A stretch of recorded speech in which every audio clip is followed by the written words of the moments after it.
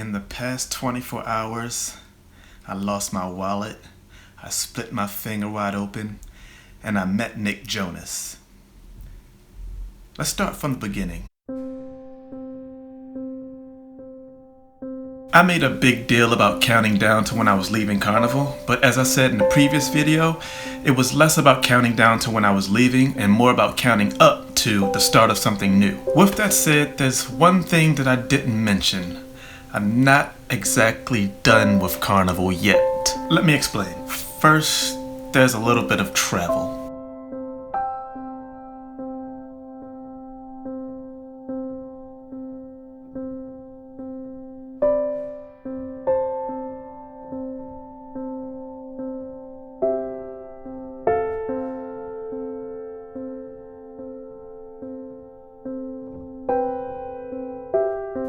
Flew all the way to Orlando, put my hand in my pocket, and realized my wallet was gone. I found the TSA's lost and found number.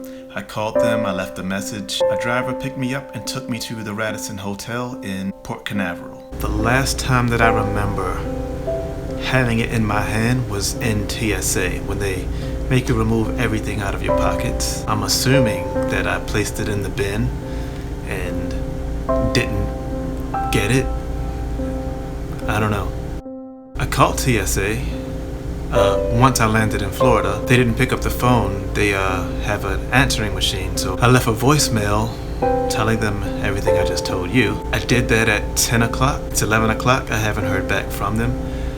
Tomorrow at 7:30, I get on the Carnival Liberty, the cruise ship, and then we sail away and I won't have any phone service. So, in order to protect my financial accounts, I've contacted every single one of my card holders and canceled them and had new cards sent out. So I currently have no money, but luckily on the ship the food is free, so I will be able to eat, but all of my cards are now canceled. Speaking of canceling cards, they have to work out a better system than this password against password, passphrase, and codes and verification of... I called one company, right? And they asked me to verify my address, which I guess that's normal. Verifying your address, that's normal, right? But then they asked me to verify a cross street. So I gave them a street that intersect with mine. But then they said no, they meant more of a main street where a majority of the traffic is. So I gave them that. And then they asked for a cross street of that. And I gave them that. And each time I needed to spell the names because apparently they couldn't understand what Preakness Way, so it just needs to be a better system. It's really long and awkward. Each phone call to cancel these cards took 30 minutes a piece. I'm tired, I'm hungry, I haven't eaten. I arrived at the hotel at the precise moment when the dining room closed. The kitchen is closed, there's no room service. And look, I understand that the system is designed to make it more challenging for someone to steal your money, because the more difficult it is for them to get into your account, the more likelihood that they'll give up.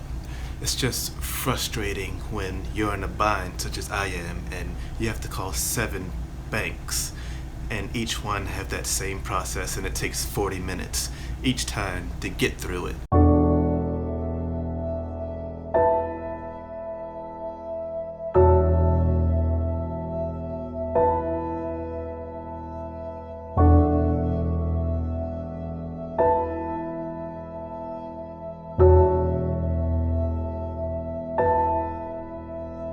Feeling a little bit better now because 2 of my cards grant access to my account through the app, so I can purchase things as long as I find a store that accepts app payments.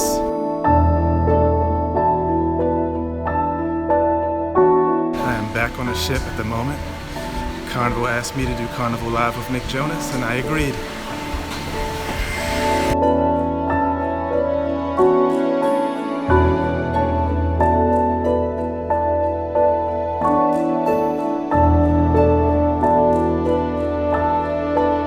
Look at this. No, I'm not middle fingering you. I'm trying to show you my injured finger. A big chunk of metal fell onto my finger and it split the fingernail horizontally and I'm not gonna explain anymore because it's just gross. Let me put that finger cut in context. A random piece of metal didn't just randomly fall onto my finger.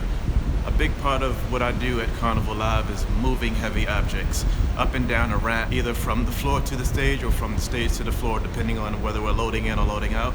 And in this particular case, there were two giant pieces of clamps, let's just call them clamps, sitting on top of a road case, and 4 of us was pushing this road case down the ramp. The metal clamps that were sitting on top, one slid and my finger got caught in between that clamp and the other clamp, and it split my finger open. So that's how that happened. So, I realized while editing this video that I lost a lot of footage, a significant amount of footage, sorry, but I'm gonna fill in the blanks. I'm gonna fill in the blanks of the rest of the story. Katie just asked me, how can all the footage be gone? Yes. I'm actually bugging him. She says footage just can't disappear. Through a series of errors and misjudgments, computer errors and human errors, yeah, footage can get lost, especially when you don't have backups. Can we please discuss how bored I am right now? She's really bored. I can't do anything. I'm supposed to be telling a story right now. But I'm so bored. This video is already the video is already 7 minutes long. I have to get through this. Okay, fine. So we finished the concert and I had this beautiful, beautiful shot of the ship docking in Nassau.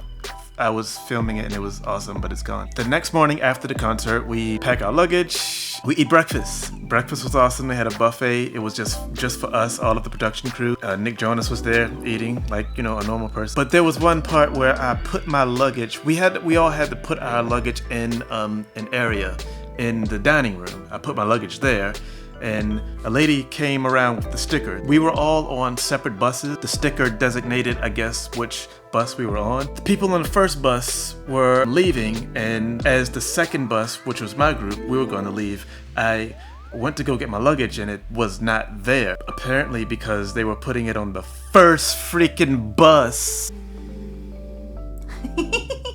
So another thing that I didn't realize about the footage that I lost is that when I said a significant portion, I didn't realize that I lost all of it. I lost all of the footage, so except for the plane ride back home.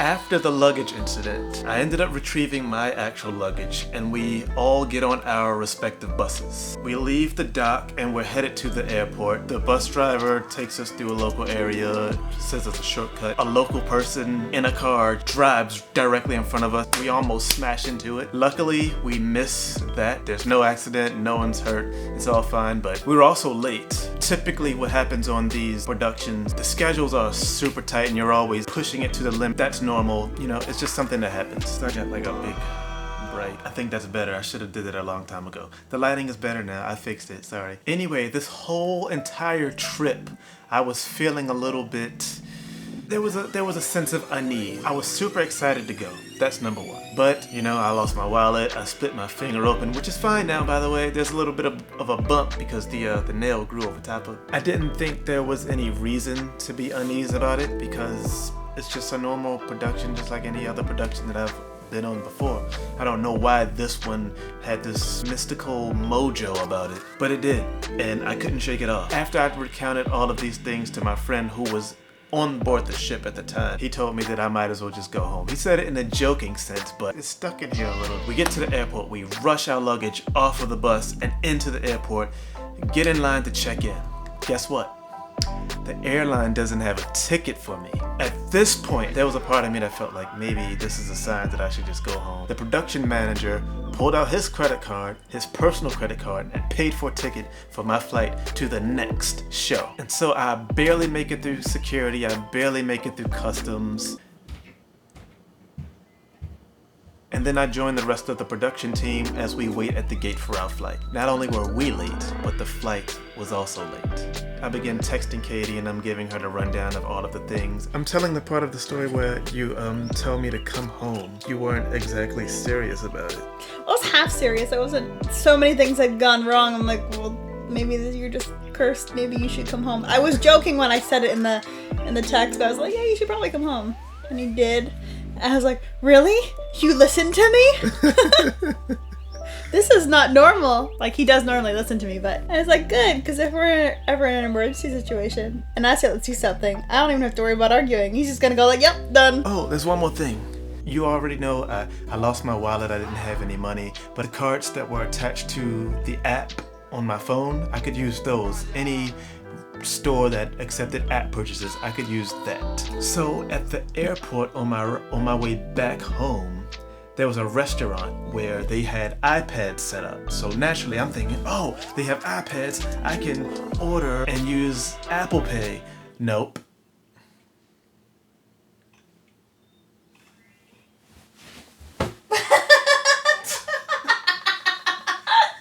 He fell.